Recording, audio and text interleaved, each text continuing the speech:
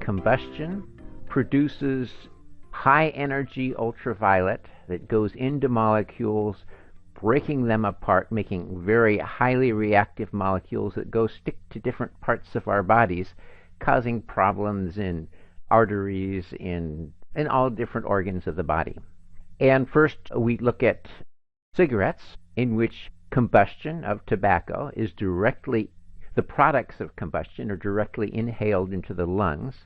Not only the tar and those sorts of things, but also the high energy ultraviolet that's ionized water molecules and everything else around it is directly inhaled into the body, just creating all sorts of free radicals.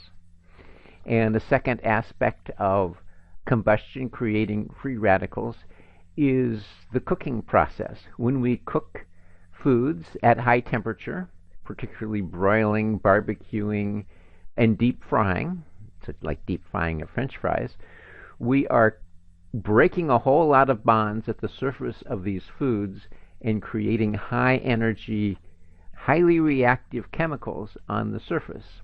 And when we eat those, we're basically consuming free radicals that can, again, attack the inside of our bodies. Now, the third one is the one that's most interesting, and the one that we're working on and trying to test, which is that combustion, as in things like car engines, also produces atmospheric ultraviolet, which in the urban environment clouds our environment with ultraviolet so that it can penetrate our bodies and create, again, break apart molecules in our bodies like sugars in our bloodstream and different sorts of things that then go attack our bodies. Okay, our experiments thus far.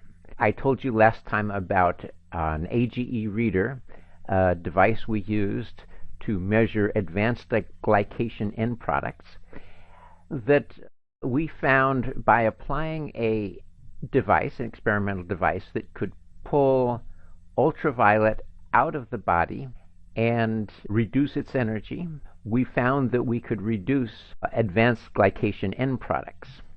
This requires more research that we need to replicate and that sort of thing. And since it takes a few months to decrease this AGE that's measurable, easily measurable in the body, that research is going to take some time. And then we did some research that I described to you 2 weeks ago. I said we're going to do this research with a little medallion that would absorb ultraviolet from the body.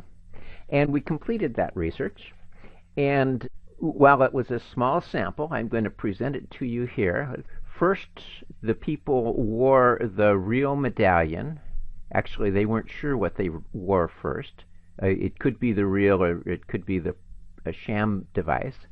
But in the first time they wore the medallion, the real medallion, we didn't see much of a change. Some people went up, some people went down. And in the second time, we saw a slight reduction when people were wearing the sham device. This is each 1 day each. And then on the third day, when they were wearing the real medallion again, we saw a very significant reduction in the elimination of free radicals from the body. This was all based on a urine test measuring the free radical end products in the urine. So what this means, well, first off, it was a very small sample, not sufficient to draw strong conclusions, but very significant from the standpoint of guiding us to say, yes, go forward, experiment more, there is something to be found here. So it appears that by pulling ultraviolet directly out of the field around the body, we can, and in fact, the reason we saw no change the first day appears to be that there was an increase for the first several hours after people would put on the medallion, and then a higher elimination of free radicals from the urine. And then when they were wearing it the third day, we were seeing a substantial decrease. as the elimination, as the actual level of free radicals was reducing in the body, and then the elimination was going down as well. So this is what we believe we saw, but it was such a small sample. We're going to have a larger sample and more sampling. We're going to do like 3 days with each medallion to follow the trend, to see what's really happening there. So we're really looking forward to that. And we have some other tests we're going to do with this because it's very important to document it. Because if it's true that absorbing ultraviolet from our atmosphere can really reduce the level of free radicals in our body, then we might have a way to significantly decrease metabolic disease. And this would be all sorts of metabolic disease. Okay, that is our concept for today.